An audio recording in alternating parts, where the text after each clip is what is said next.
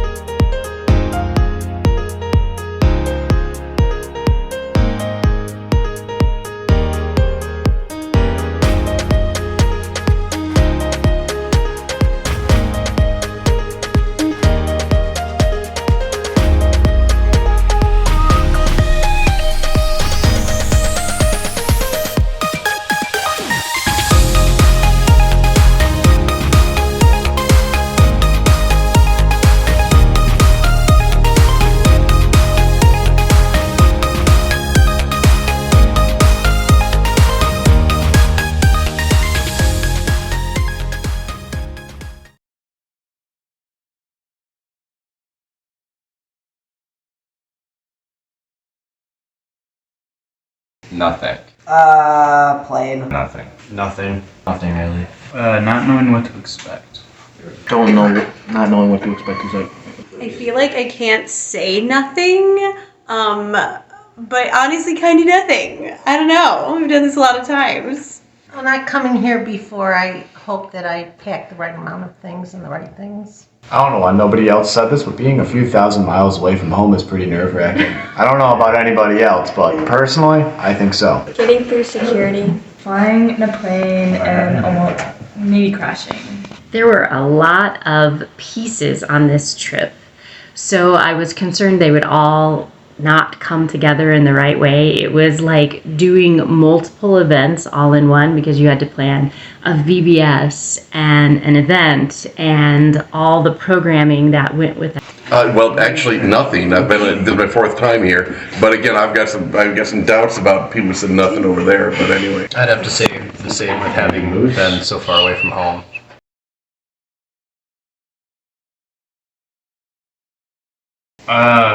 The kids, they were really funny. It was fun to talk to them and mess around with them. Overhearing their conversations and how ridiculous they can be. Seeing all my new friends from St. Paul have so much fun with the kids. The children, they were so happy and beautiful to come to VBS. They were excited every day. The kids were cool, especially little Isaac, not Isaac Trim, but we had another kid named Isaac and he was pretty cool. The kids singing and dancing. Talking to the kids and Isaac. seeing a whole bunch of kids that I've known before and seeing them again. Playing games outside with the kids and then having a water balloon fight at the end of VBS. Leading the game station and seeing kids that I've seen before. Probably watching Caleb aggressively hunt down a child with a bucket of water. Listening to Caleb squeal when he got splashed. Getting to see all the kids get together for a VBS program. Dressing up in costumes and fighting dragons with Thomas. Watching our youth serve in so many different ways and really stepping up to the challenge. Some of them were serving in ways that maybe were stretching them a bit, but they all did a fabulous job.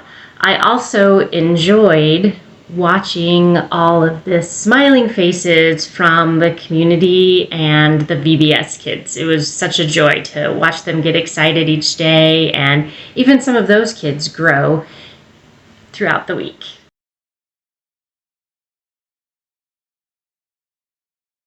There was definitely one rotation group that had a interest level or attention span issue, and so they were really difficult. Even in music, we had to make them sit down to do the music station because otherwise if we let them stand up and dance around, they were out of control. Dressing up in costumes and fighting dragons with Thomas. Definitely cooking the whole day. 5 days. I would say the most challenging thing about VBS is doing all of it on very little sleep. I think the traveling, and when we got here, we had to go even farther, so it was all the traveling and packing up we did. The hardest thing was my fingers started to really hurt after playing the guitar that much. That was really painful. Being tired. People not understanding that I wanted to be alone sometimes. One particular group of kids near the end of the week whose attention was impossible to get. Trying to have energy, especially outside running the game stations. Making up new games on the spot because the ones they had were not very good. Tried to prevent all the children from spraying the entire table with bug spray. Getting people to play Secret Hitler. Trying to keep impatient kids from running away from the snack station after finishing. Trying to stay energized and awake.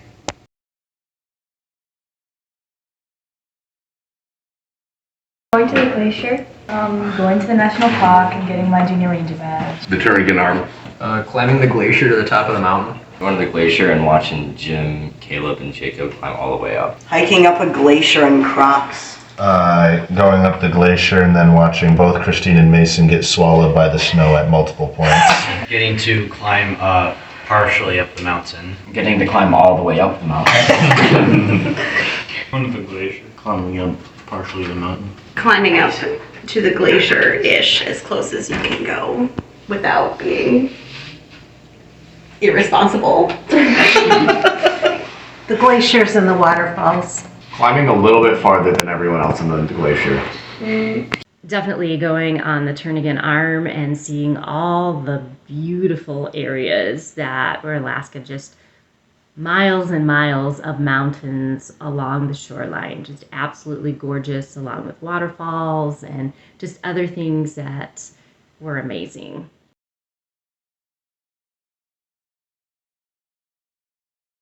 The mosquitoes. The mosquitoes and waking up in the morning. Not being able to see the bear eat a bush carcass.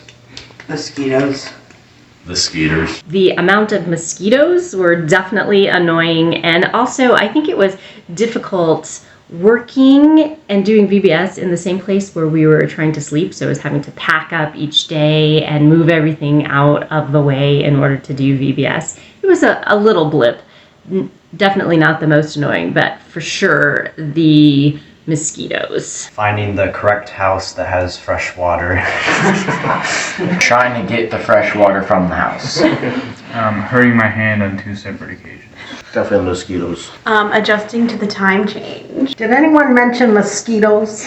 Mosquitoes, specifically at the water house. Being with the same people all the time. Construction with a pilot car for no reason except they're mowing the grass.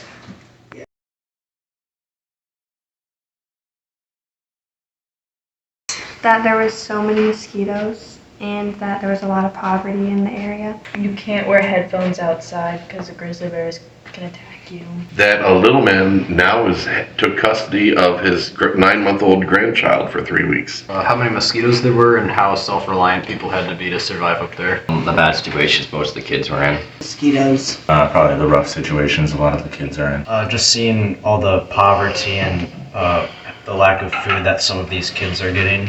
Probably the mosquitoes and like the poverty. The rough family situations. The lack of food that the kids are getting at home.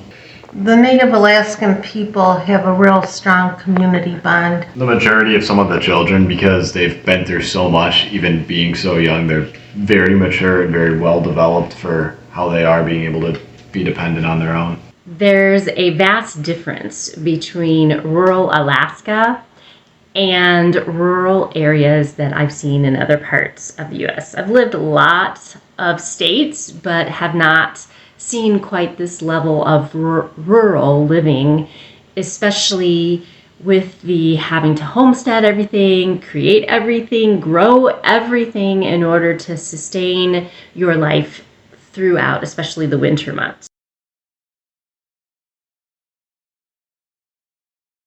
There were mountains almost anywhere you looked. There was no escaping the mountains. Some of the kids weren't very well educated, so they couldn't speak very clearly. The lack of bears and moose.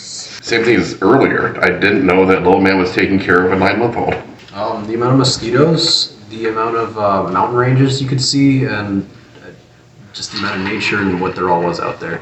A good amount of kids showed up. Mosquitoes. That we were going to get to shoot, and that a lot of my friends had never shot before or gone even camping or fishing. The amount of food that some of the kids ate. Probably the terrain and just how pretty it was. How pretty the landscape looked. I think the amount of mosquitoes and how much food they didn't get at home. Something surprising to me is how accident prone Lucas apparently is. I had heard from both Scott and a couple of my kids that had been to Alaska the amazing sights and how beautiful Alaska was. We had lived in the Northwest, and Scott had said to me, it's like the Northwest on steroids. Just the majesty of God's creation. I asked the children when they were eating if they had a story that day, and several of the kids said, Jesus died, sadly. And a few of the other girls jumped up and said, but he rose. And that's the gospel message, and they did get that.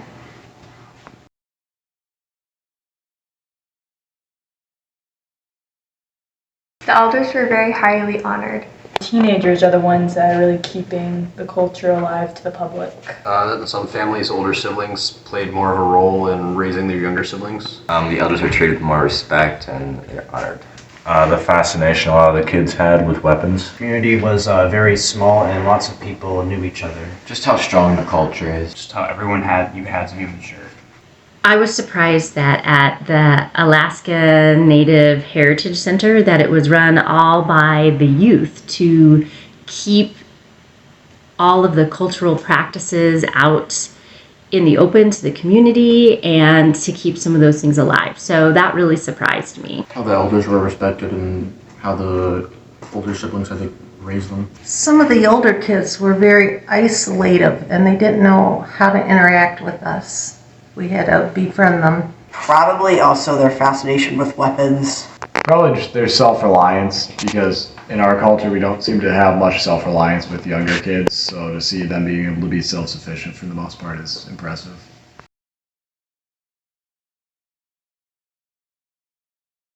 Jim, Jacob, and Caleb decided to climb a mountain.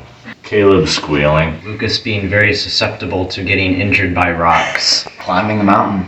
Thomas. Definitely Lucas's injuries to rocks. Being really sleep deprived and trying to drive a car that I hadn't even turned on yet. I looked in one direction and saw Jacob's Yakimo running, and I saw Isaac with a bucket of water, and Isaac was waiting for him. And around the corner came Thomas, one of the children who received the bucket of water. When we went to one of the beaches, Jim got ice cream and decided to run down a very steep hill. And the ice cream, he fell, and then the ice cream just plopped out of the ice cream cone. And that was just the end of his ice cream that he had just bought. There was a person riding a motorcycle in a Elmo hat. Overhearing Lucas's conversation with the girl about how it was inappropriate to take his shirt off at BS. Listening to Christine give me a phone call asking, hey, is it normal that the check engine light is on? No, it hasn't been on the whole time. And then me walking out there, and she's getting ready to drive away, and I hear the air conditioning going, but no engine. And so she looks at me, and she's about to pull out, she gives me the 2 thumbs up. So what do? And then she tries to drive away in reverse. Sorry, that's pretty funny. I honestly don't know where to start. There were quite a few funny things that happened, like starting a van with a hammer and feeding a bird a bunch of hot Cheetos.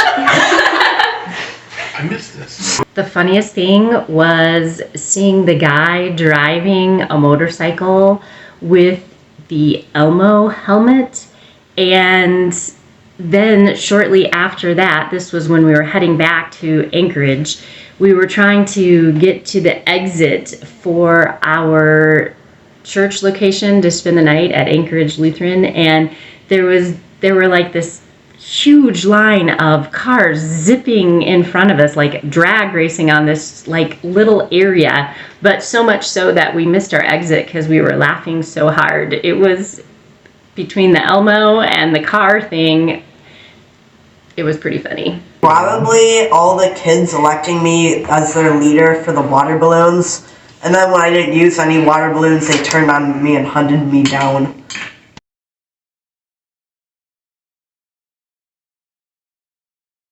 Holding George and sitting by the river. Talking to a local artist, Willie. Hanging out and talking with the little man a whole lot, and also sitting by the river. Being able to see all the water and the glaciers and just the mountains. Probably seeing all like the pretty views, all the mountains and stuff, and also just playing with the kids. This hike we took on the way over to Copper Center. Both playing Secret Hitler and also finding a bunch of railroad spikes with Jacob, and then getting a friend to promise he'll show me how to turn them into knives. Getting to experience what life is like in a rural town in the wilderness. Playing Secret Hitler and hanging out with Thomas.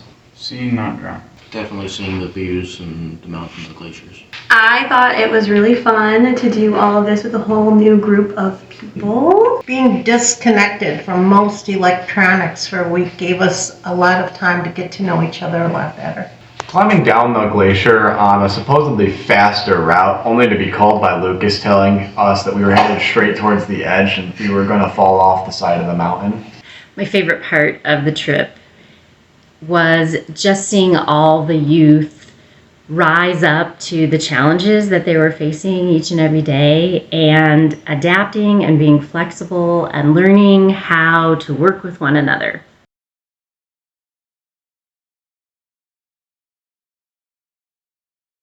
It helped us to understand having better tolerance with one another, because going into this I didn't think I was going to be able to tolerate everybody here, and just being able to go around from group to group and just hang out with anybody that was here was really impressive.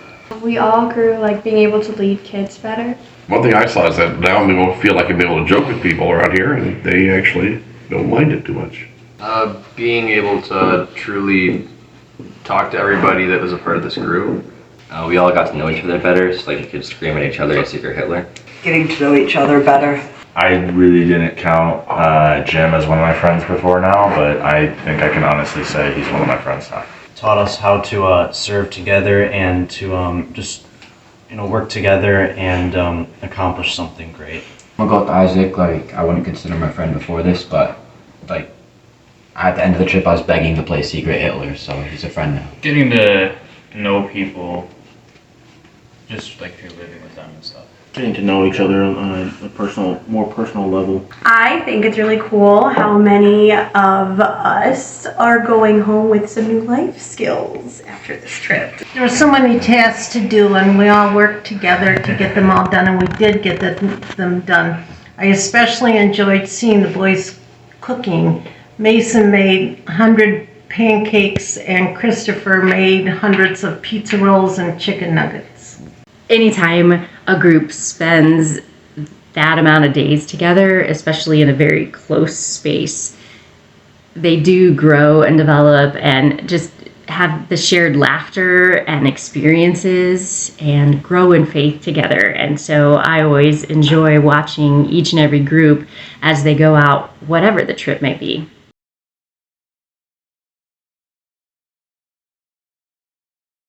Just the youth as a whole and how certain things in the church affect us and how we can better be a better part of the church and have more influence in the church.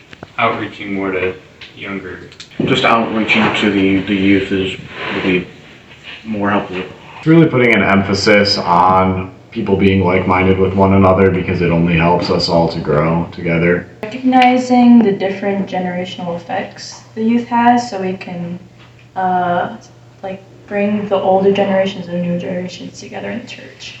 Like talking about more difficult topics that come up in our lives so that when they actually happen, we don't have to deal with them.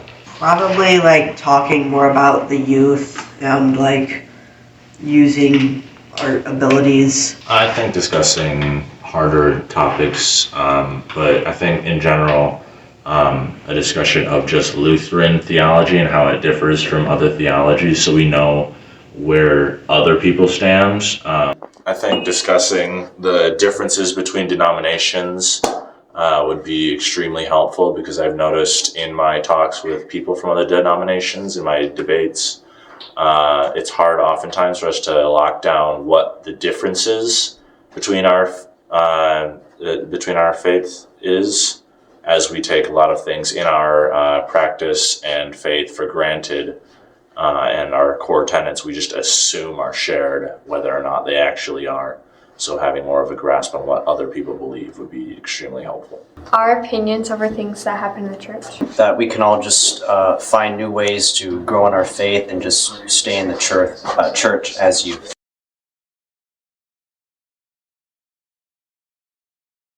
At a lot of times, it's hard to spot people that need help, because a lot of the kids that we saw on the trip, they just look like normal kids. You would never guess that they had stuff going on in their home life. I did enjoy the integration of the adults with the teens and the talks we had over our Bible studies and getting to know each other. So I hope that continues. Just the overall connection of churches, how it didn't matter if they were the First Presbyterian Church or a Lutheran Church, just how they were all able to help support all of us together as a Christian, since Alaska's mission for Christ, not just the Lutheran mission for Christ, the Catholic, or any denomination, just that we were all one together as Christians. God can use small people to impact a town. Summer events are one of the most formative things that you can do for teenagers. How important it is to introduce Christ in people's lives, especially as a younger child. Yeah, what he said, how it's important to introduce the Bible early in their lives, and how spreading the gospel is really important, because the more people who learn about it, the more people can teach it. Early learning, early development is critical. that our congregation is capable of supporting these programs for smaller communities and churches across the world. The amazing impact servant events have on both young people and adults. Every little thing helps out these kids. How many people are eager to learn more about Christ once they find out who he is? And how early development of the knowledge of God is very helpful in their later lives.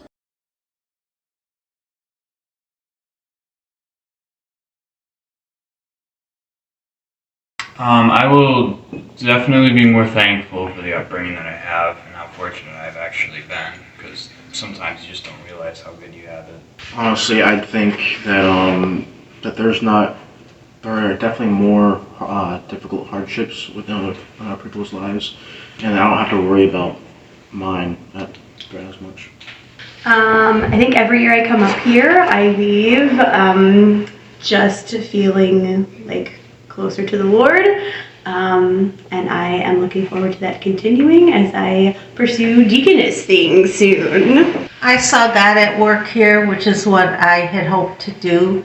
And I saw one little boy, I'm gonna cry, but I didn't think he'd ever sit still, and he was singing the VBS songs, and I saw him stop and really praise the Lord with the songs.